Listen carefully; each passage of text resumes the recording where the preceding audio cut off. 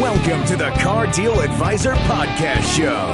The presenter of this show is Hugh Hetrick. Get ready for special motoring legends and great deals on your next set of wheels. So the 5 red lights have just gone out and it's go, go, go.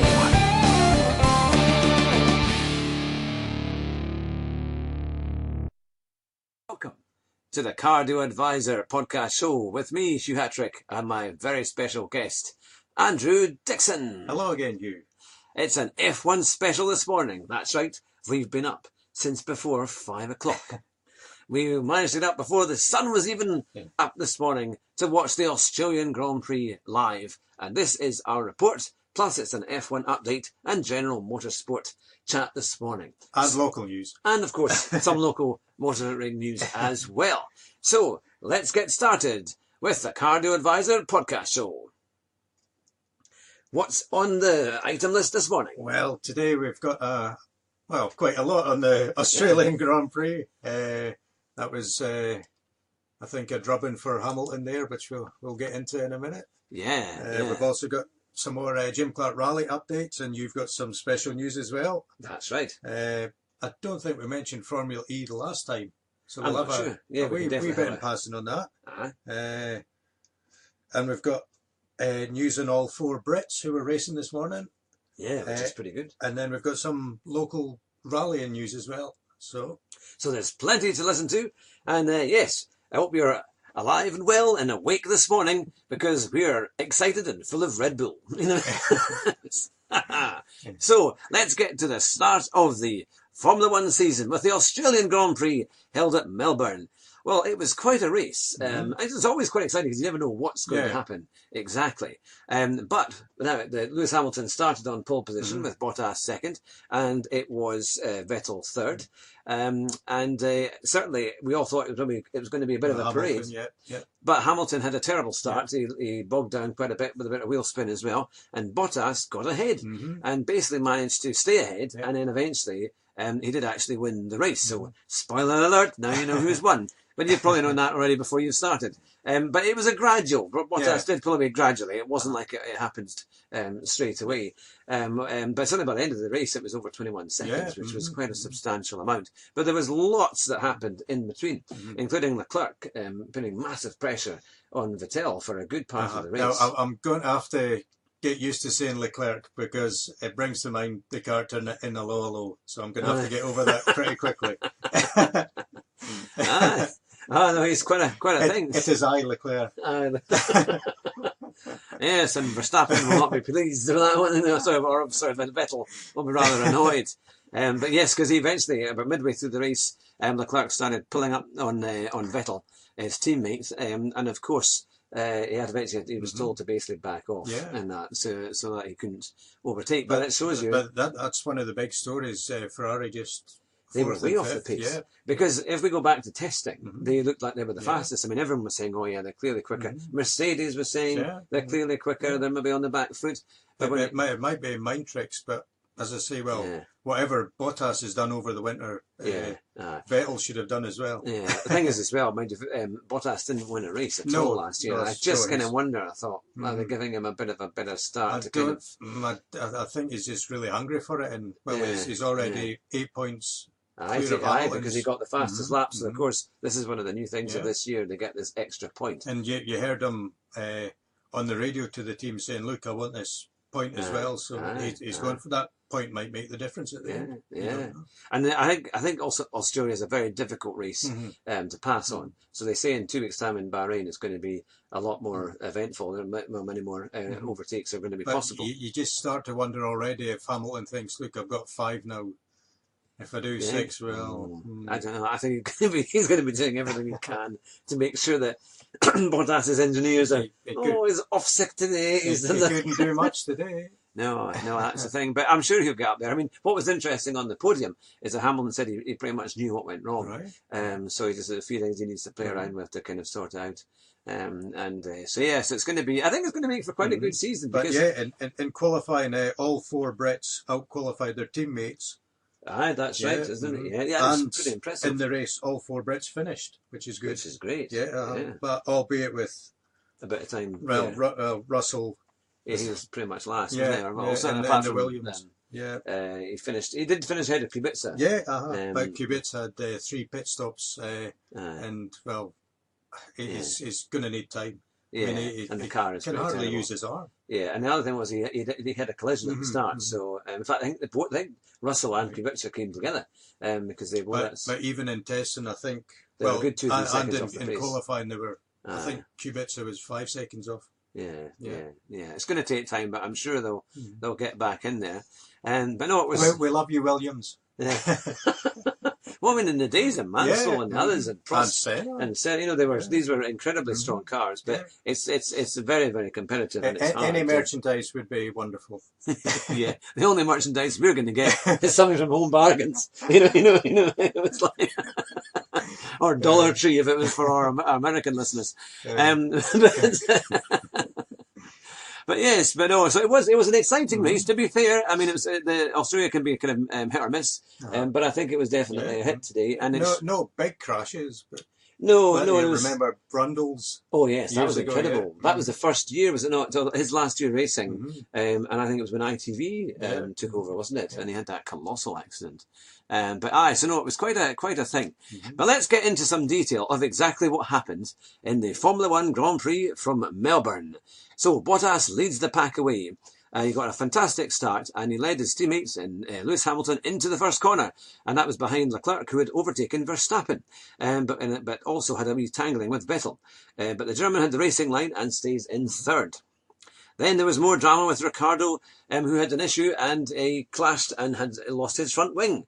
And he ran over the grass at the start, and that seemed to rip the wing right off. So the yellow flags came out, and then they cleared everything away, and then the race went on. I was actually disappointed there weren't a few more kind of safety cars because it may have kind of made it a bit more interesting. Ricciardo came into the pits at the end of that first lap, but it didn't look like it wasn't going to be a great day, I don't think, for the Australian this year. Eventually they had to retire. He already had a great day anyway. He'd driven Johnny Herbert around the track and I think scared him witless. All right. So they're always quite good in the build-up, aren't they, to do that kind of thing. And so Verstappen managed to get past Leclerc on lap 3 and pouncing when the Ferrari man ran wide, tangling with his teammate. So already this is the big story, isn't it? Leclerc and Vettel. I think they're going to have a few kind of bust-ups. I'm going to have to focus and get over this Leclerc name. So I just see Wacky Jackie coming around the corner and say, it is I, Leclerc. And he is French. Yes. Oh well, you're going to get some interesting letters coming through. But, no one remembers a lot of those, so it's fine. I suppose, yes. Let's hope not. You can Google it and YouTube it. So. That's true. That is true. And then on lap 4, the Haas boys, they were the ones who were swapping places, with Magnussen ahead of Grosjean in 6th and 7th. And then Albon also made up some places. He was up to 11th. And he'll be looking to take advantage of any mistakes that had happened in front of him. But we do have a great quote here from Daniel Ricciardo. So we have some damage on the right-hand side as well as on the barge boards. So there might be some load loss, according to his words. So he's telling his team... a typical Renault car then. Yeah, I think I might use that if I'm in my next rental car incident. There could be some load loss, but that'd be fine. Exactly. It'll polish out. Yeah, spit and polish. Yeah, top tip from Cardo Advisor on your next rental class car claim, But yeah, so it's certainly the first few laps were pretty exciting and things were certainly happening. They've put him as silver and it's not as Alfa Romeo now. Oh, of course. Yes, one of Kimi Raikkonen's radio shows. I don't think it will pick that one up. But Kubica was the other driver to pit early after picking up damage to his front wing because he tangled with his teammate. He had swapped to the medium tyre so he can perhaps go to the end on that race. That was according to him on lap 6. But of course it changed quite a bit because he never made it. He had about 3 pit stops to try and get things all sorted out. But by lap 8, Bottas was leading his teammate by well over 2 seconds and was out of the DRS zone. So what would Mercedes do? The Finn will have preference over pit stops as the leading driver out on track. And by this point, Vettel was over 2.5 seconds down the road. So it was beginning to space out a little bit. So here we are. But yeah, so Bottas was happy with his pace. Hamilton was really dropping back a bit. And also there was at that point Leclerc... Understatement of the year so far. Yeah. And then, of course, there was a McLaren on fire. Another Renault. There's more to life with Renault.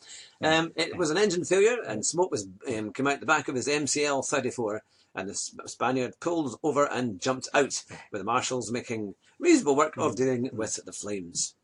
And all Carlos Sainz could say, "Lost power, lost power." Yep, that's right. His Renault's in eco mode.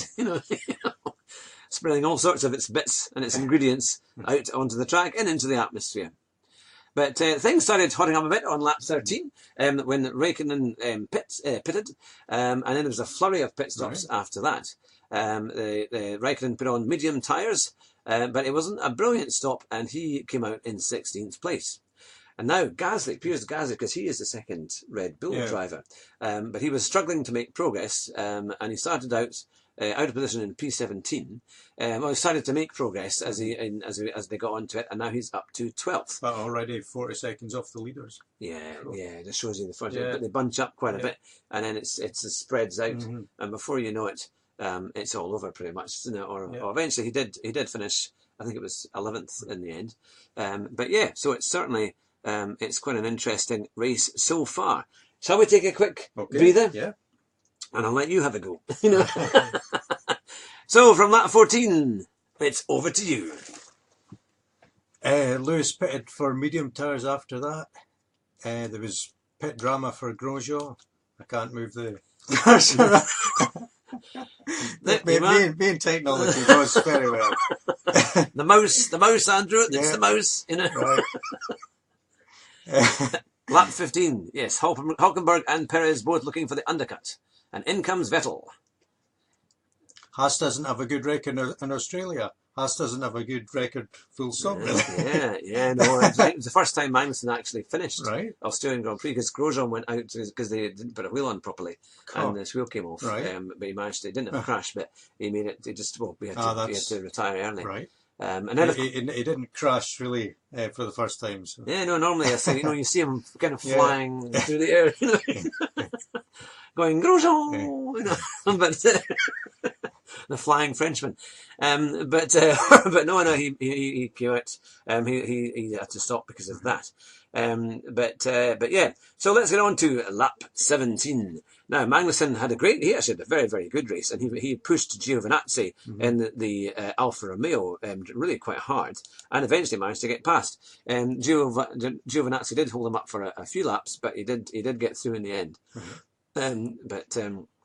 So Giovinazzi was doing quite well. In fact, the Saubers in general did a pretty good. Alfa Romeos. Oh, sorry, Alfa Romeos. Correct me on that one.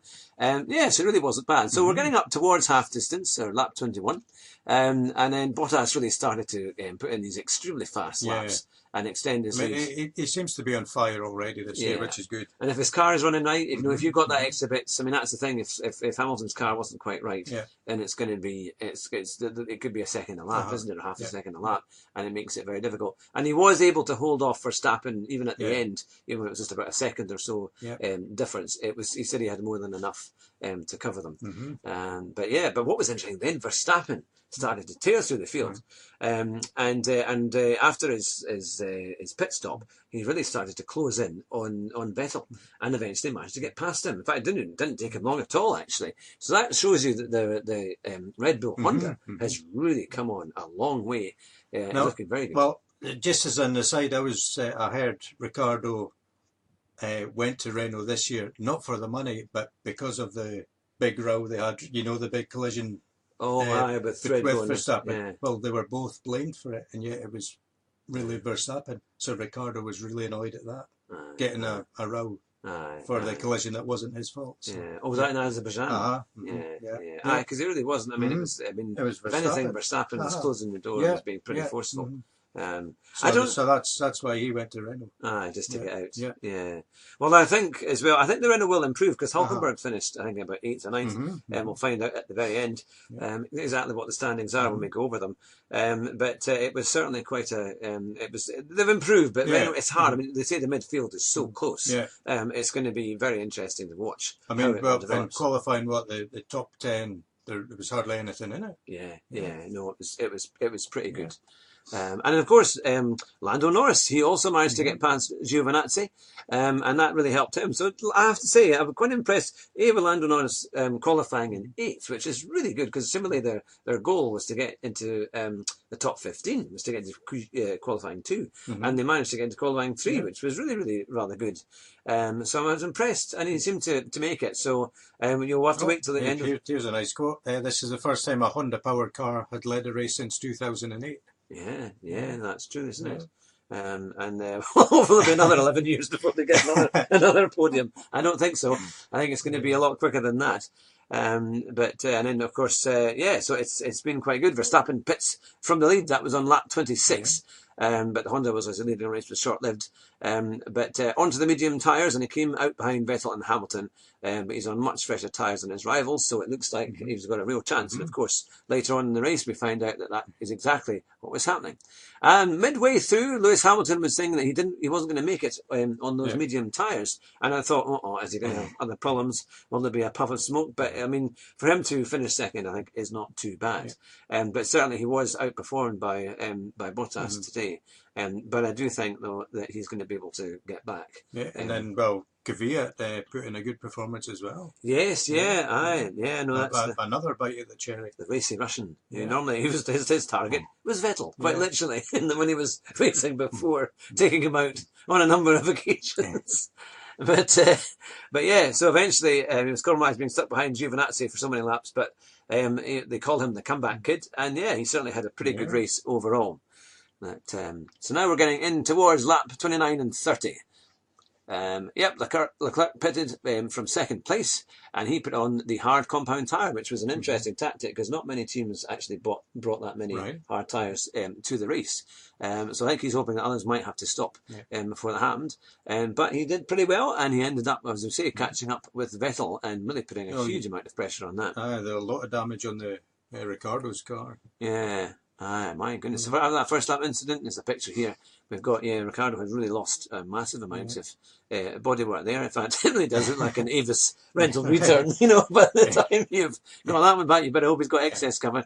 That was the kind of thing. But one of the big highlights of the race was on lap 31, when Verstappen overtook Vettel, and we were all hoping that this is going to happen, because Verstappen goes for everything, Vettel goes for everything. I mean, how many clashes did they have last year in Japan, and all that was Montreal as well? They had issues, so this is obviously the first race, and but it looks, even with sandbagging, it looks like Ferrari might be half a second slower. And Mercedes, isn't it? So, but the Red Bull and the Ferrari I think have pretty evenly paced. But it's good to see the Red Bulls up there, because you want them at the start of the season, because then they're going to be up there for the good part of it, you'd think. In fact, I mean, Verstappen did incredibly well at the end of last season. 5 podiums on the trot, which is his best he's ever done, which is pretty good. So in the end, around about lap 35, Bottas had a pretty good lead from Hamilton, with Verstappen bearing down on the reigning world champion. The Ferraris were 4th and 5th, and Gasly in 6th, but he was still yet to have his pit stop. Lap 36, we're down to just 17 runners. That's right. We'd had lost Sainz, Ricciardo, and Grosjean. So it's to be fair, you normally expect to see Grosjean on the out a bit at the end, but poor thing, he doesn't always have the best of luck. But there we are. And then Kvyat, who was catching up on it wasn't Giovinazzi, Lance Stroll, in the racing point, he went off at turn 3. But basically he locked up. But now they've put gravel again on that bit. It used to be tarmac, but they've put gravel on turn 3. So he lost quite a bit of time. It took him a long time to recover that. But he was able to get on his way without doing any major damage to his car, which was good. And here we are. Gasly came in on lap 38 and finally pits from 6, and he put on the medium tyres, and emerged right behind Kvyat. Now, the thing is, Kvyat's driving for the Toro Rosso team, which is really the second team. Yeah. And then, of course, Red Bull is in the top team. And for a while, we thought, is there going to be team orders and being asked for Kvyat to let him go by? But they didn't. They managed to keep in front of him right till the very end of the race. So, yeah, I've got time for Kvyat. I think he is pretty good over there. I think he was a little bit unfairly. He's matured now. So, yeah. So we'll see wait till the Russian race, and we'll see what happens in there. So it was exciting. And as we come into roughly 2/3 of the Grand Prix, Gasly was trying to get through. He had the faster car, but he simply didn't manage to get through. He was asking his team to give him more speed, and they said, "Yes, drive faster." So that was about as much as he got. And on lap 42, it was 26 points for Bottas. Well, that's how it looked, because he managed to get the fastest lap. But we'll see that it did change a little bit towards the end. And Vettel's asking his team, why are we so slow? Yeah, that is quite a thing, isn't it? But I think they will get better. I think it's probably maybe just not quite there. I mean, they were really good in testing. It's just getting everything to work in the same direction now. Yeah. And at that point, it was the driver of the day. And that's when the competition opened, which is Formula One's always trying to put on new gimmicks and trying to see who would in the end be the driver of the day. But we'll have to wait till the end of our Grand Prix review to find out exactly who was the driver of the day. But certainly Verstappen started to close up right behind Lewis Hamilton, well within 1.5 seconds, but Hamilton overall had him covered. And then, of course, it was the same with Leclerc, who was slowly wheeling in Vettel, and it came down from a 12-second gap to just under a second, actually, towards the end of the race. And then it went back up to about 3 seconds when Ferrari said, no, you're not getting past. Vettel is our main driver. So really, at that point, it was fairly kind of just gathering to the end of the race. Basically, there was a polite message of slow down to Bottas, who by this point was ready for his race win. But just a little bit further on, Verstappen managed to get the fastest lap. So, and of course, this was the thing that all the drivers are going for. They're quite pleased, I think, with this new fastest lap. If you finish in the top 10, you get an extra point. So potentially 26 points if you win, or an extra point for finishing in the top 10.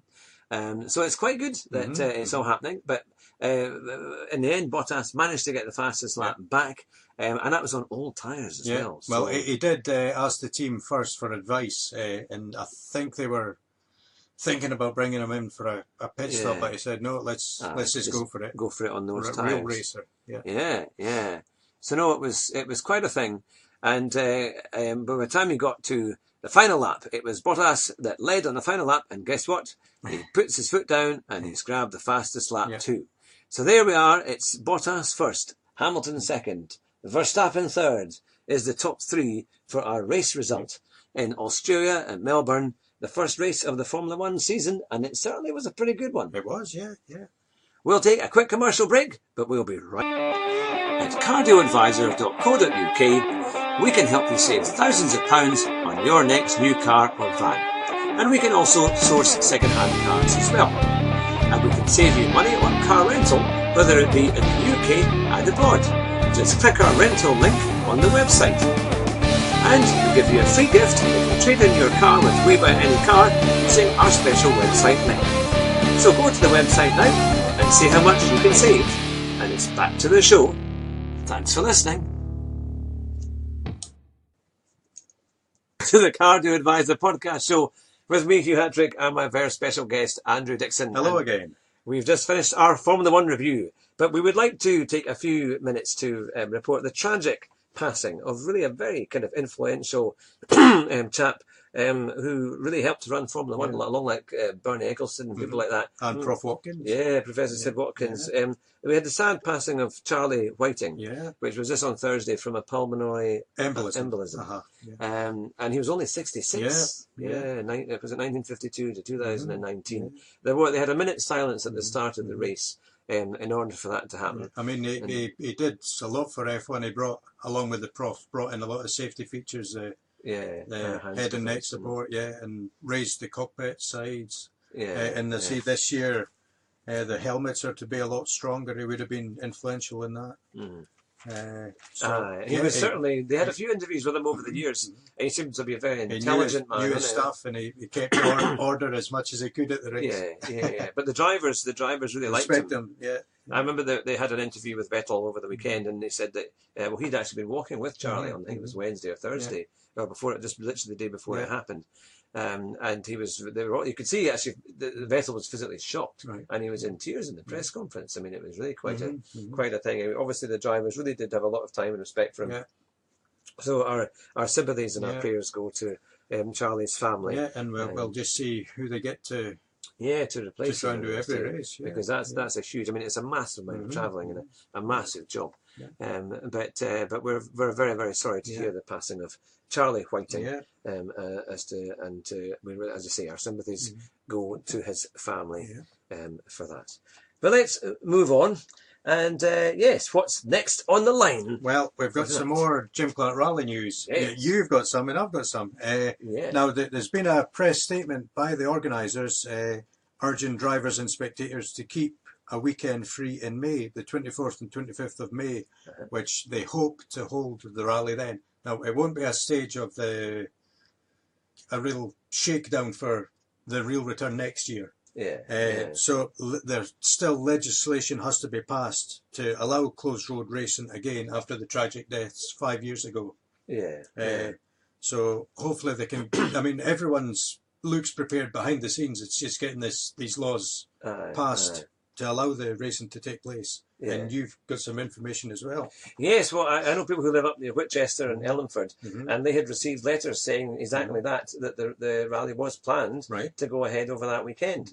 So they're obviously quite sure that this will take place, otherwise they wouldn't be letting people know. This is 2 months to go, so with all the Brexit palaver, will the politicians have enough time to look at Scotland everything? Did you nothing. So in Hollywood, I mean, it's basically we're just paying for them to have a time in a hotel, and it's called the Hollywood Hilton. But hopefully they can get all that done, and we can get a great rally for the Jim Clark. And as I say, it could be around Longformacus and other stages all around Duns, which will be fantastic. So that'll be in 2 months' time, hopefully. Just a wee bit over that. And then we've got news as well that the official reopening of the Jim Clark Room will probably be in August for the major event. And possibly it might actually be open a little bit before then, but for the big weekend, it's going to be in August because that's during the Formula One break, when they can get all the celebrities to do that too. And is there any news on bringing the... On the sim race, we're working on it. We are working on it. Of course, I've got my new travel guide coming out, which is the Hat-Tricks Orlando Holiday Guide, which is due to be published in the next 3 to 4 weeks. And we're just doing the finishing touches to it now. And some of the money that will be raised from that will be going into the sim race to get that hopefully underway. So I think we'll be doing that. Obviously, we hope to do it in August time on the same weekend as the official reopening. But it's all under wraps. And I'll let you know bit by bit as things unfold. And we get hopefully some of the Britain's top sim races up here to compete with celebrities too, and hopefully F1 and IndyCar drivers as well. Yes, it's going to be really really good, really good. But we should also mention Alan Fairbairn, because last week it was a sunny day in Duns in the Market Square, very very windy, very windy, so we couldn't record. We couldn't record, but we're going to have a special interview with Alan very very soon, and we're going to take it from inside his Jaguar X-Type. Once he's cleared it out, once we actually get into it. But yes, we'll have that. So it's all about Rust to Rome, which is this incredible charitable event where you've got to buy a car for less than £500. It's got to be roadworthy and ready to go for that kind of money.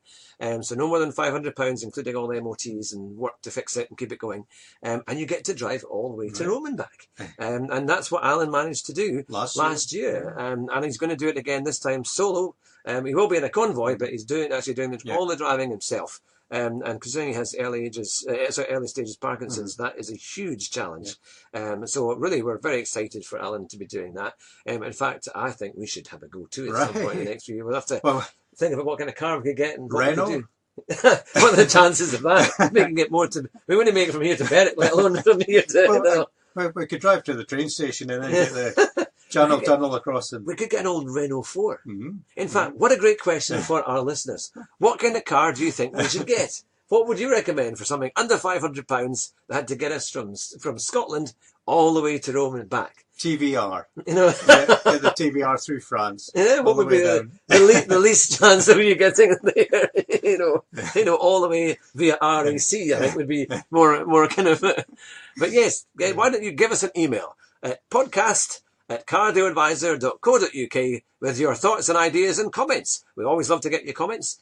Some we can read, some we're not allowed to read out. But yes, it's always great to get your comments. Let us know what you think. And also check out our YouTube channel, because this week I did a special video on the new Ford Focus. I had an ST Nav turbo diesel, which was actually a really, really good car. So I've got the video up on YouTube. It's also on our Cardio Advisor page on Facebook, and you can follow us on Twitter at Cardio Advisor 1. So make sure you hit like and subscribe and follow us on all the different multimedia platforms. It would be fantastic.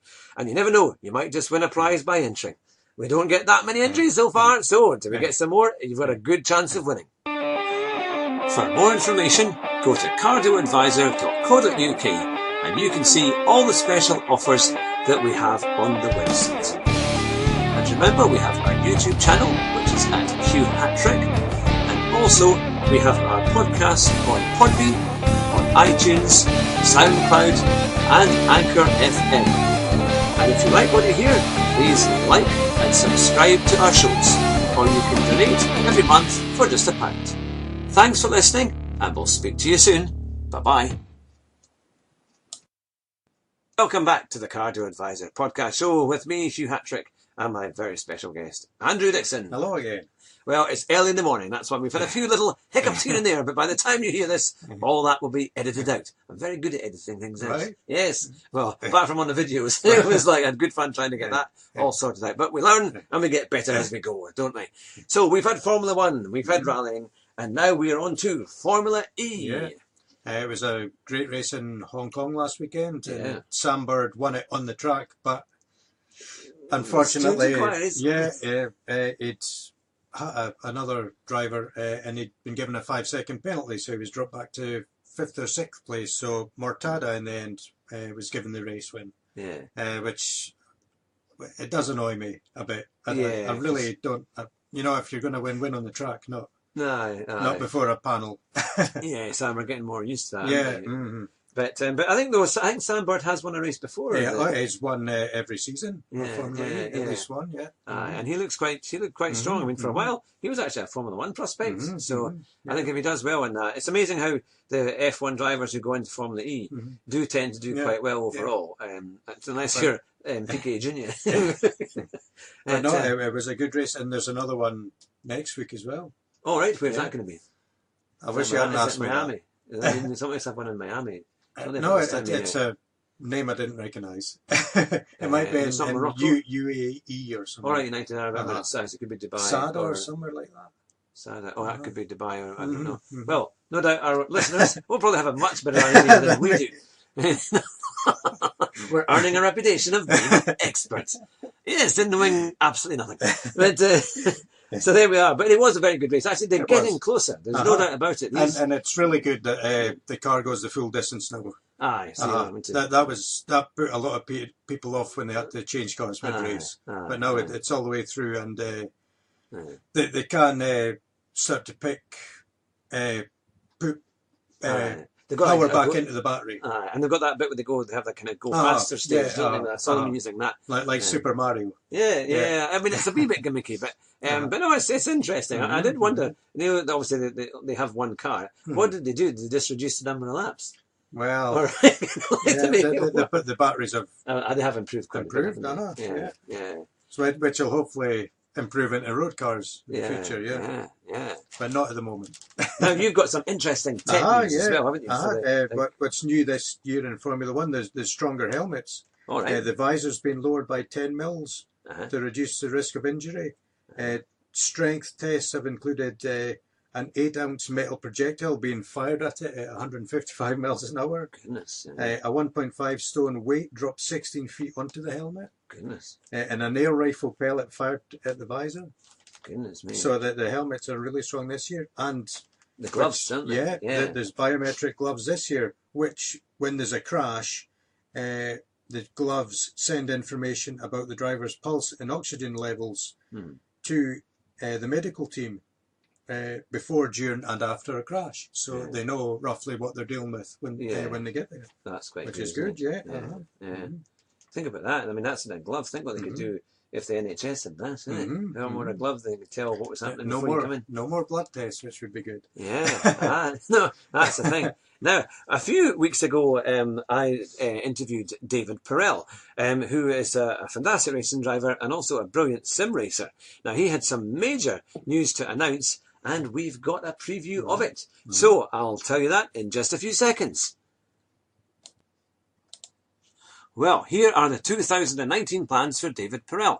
Now, I've taken this from his website, as he sent me an email as well to confirm the exact details. But in contrast from last year, where he didn't have any offers until May, he's actually known his programme since November 2018, but he had to keep it quiet. And it was quite hard for him to keep it a secret because it was so exciting. But David Perel is going to be back in the Blancpain GT Series, competing in both the Endurance and Sprint Championship with Rinaldi Racing in the Silver Cup class, using a brand new Ferrari 488 GT3, and it's also going to be in their famous green colour, which is the Rinaldi Racing colour. And in the endurance races, he'll be sharing the car with his 2018 Spa 24-hour winning teammate, Renat Salikov, and joining as the third driver will be Denis Bulatov, who comes over from the AKKA Mercedes. And in the sprint races, it will be David Perel and Renat who fight for honours in the Silver Cup class. And outside of the Blancpain GT Series, David will also be driving at two 12-hour races in the Creventic Endurance Championship at Mugello in March and also Spa in April. But the most exciting of all has to be the Kalami 9-hour race in November, where he'll be racing in front of his home crowd for the very first time. It will be the busiest race season that David has ever had, with at least 13 races planned and more being negotiated. He's very excited about all of that. Is David trying to make it to Duns as well in August? Or? Well, I don't know. It's I did tell him about it, and he's a fantastic sim driver. In fact, he was competing against the Key 25 in one of the sim races at the new Autopolis track, which is on Gran Turismo Sport, and did particularly well there. Okay. So yeah, it's something we've only got three who would like to come, and any more as well would be fantastic. But we really wish David Perel a brilliant year and fantastic racing. And if you're a fan of David, he has given you a phenomenal opportunity. That if you're able to make the races in Brands Hatch on the 5th and 6th of May, or at Silverstone on the 12th or 11th and 12th of May this year, for the endurance races there, if you're a fan of David and he knows about you, you can ask him to see if there are any pit passes available. And he said he'll do his very best to try and get you some pit passes. So I was gutted because I'm away both those weekends, we're busy both those weekends, so I can't make it down there. I've got things on up here, but it's going to be, so if you're a David Perel fan, and he's a fantastic racing driver, really lovely guy, and if you love sim racing as well, go on to his YouTube channel, because you can learn a huge amount about how to be so much faster in sim racing. But it'd be great to go down and see him, especially on the pits, and see him race, and hopefully he'll do extremely well. But it's going to be fantastic. So we wish David Perel all the best for a brilliant 2019, and we're very excited about his busiest year, and I'm sure it will be a very successful one. Yeah. Well, in closing, what have you got there for us? We've got some more. Yesterday, the Border Counties Rally was held within Jedburgh, and two Duns drivers were first and second. Ewan Thorburn and Paul Beaton won the event, and Gary Pearson was second. Yeah. So and Ewan Thorburn has a WRC World Championship rally car Ford Focus. Yeah, he does. And it was Gary Pearson that was in a Ford Fiesta. So they're really pretty top end cars, actually. Yeah. So that's local success in a local event. Yeah, we're keeping the motorsport theme going, that's for sure. But remember to go to our website at cardoadvisor.co.uk, where you can find brilliant deals, great savings on new cars and vans. Just fill in a contact form or just send us an email. It's info@cardoadvisor.co.uk, and we'll make sure you get a brilliant deal. You can also finance the car of your dreams with our affiliate link at Fair Square. Simply again, go onto the homepage of the website and you'll see the Fair Square advert there. Just click on it and you can choose the car or simply choose the finance, and they have some brilliant rates available for you. And if you would like to drive a supercar from just £49, it could be a Lamborghini or something similar, you can do that. Just click our link on our services page. You'll see it on the services page with a big green advert with a Lamborghini on the front that says £49. And you also, if you're thinking of travelling around the world and you need car rental, click our car rental services link, which is on our services page, as well as the car rental book now page. And you'll get this, fill in your details on the box, and that is our affiliate with carrentals.com. And you can get a brilliant deal at over 53,000 locations across the world. And you can get a great deal, great car at a great price. So we've got lots of fantastic offers for you, but it's been a pleasure doing another wonderful Formula One review with you today, Andrew. Yeah. And we'll look forward to getting another podcast out for the next race and for in the next week or two as well. Yeah, yeah. But to all our listeners, thank you for being with us and have a fantastic week. Drive carefully and we'll speak to you soon. Bye for now. Bye-bye.